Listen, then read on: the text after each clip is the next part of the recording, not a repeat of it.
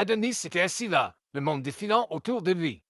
Chaque pas, chaque rire, chaque conversation était un écho lointain, une mélodie à laquelle il ne pouvait plus se joindre. La ville, autrefois sa promesse, était devenue un murmure indifférent. Soudain, le bruit des pas s'arrêta. Une ombre élégante se projeta sur le béton sale. Adonis, intrigué par ce silence inattendu, leva lentement la tête.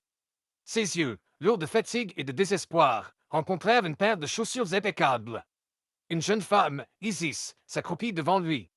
Son regard n'était pas celui de la pitié, mais d'une profonde compassion, d'une sincère empathie qui semblait voir au-delà de ses vêtements usés et de son visage marqué par la vie. D'une main délicate, elle lui tendit une carte de visite. Adonis la prit, incrédule, sa main tremblante révélant l'ampleur de son choc et de son espoir naissant. J'ai un travail pour vous, dit-elle d'une voix douce et mélodieuse. On a besoin de personnes comme vous. Elle lui offrit un sourire d'encouragement, un rayon de soleil dans sa grisaille, puis se leva et s'éloigna, laissant Adonis seul avec ce fragment d'espoir. La carte, luxueuse et en relief, contrastait violemment avec ses mains sales et abîmées. Ses yeux parcouraient l'adresse et le nom de la société, un monde qu'il pensait inaccessible, désormais à portée de main.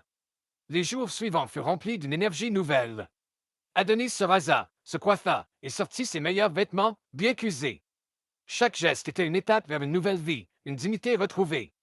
Le grand building l'accueillit avec ses couloirs lumineux et son silence respectueux. Adonis marchait, un mélange d'émerveillement et d'appréhension sur son visage, chaque pas le rapprochant de son destin. Bientôt, il se tenait droit, en tenue de travail propre et repassé, accomplissant ses tâches avec diligence. Un jour, il croisa Isis. Elle lui fit un clin d'œil, un sourire complice illuminant son visage. Adonis lui rendit un sourire sincère, empli de gratitude.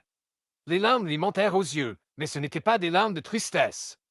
C'étaient des larmes de bonheur, de reconnaissance, la preuve qu'un simple geste de gentillesse pouvait changer une vie.